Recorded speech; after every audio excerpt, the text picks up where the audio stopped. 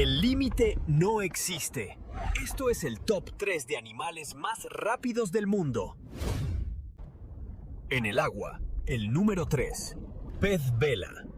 Un velocista a 110 kilómetros por hora. En tierra, el puesto 2. Guepardo. La potencia felina que supera los 120 kilómetros por hora. Y el campeón absoluto, el halcón peregrino, 389, supremacía en el cielo.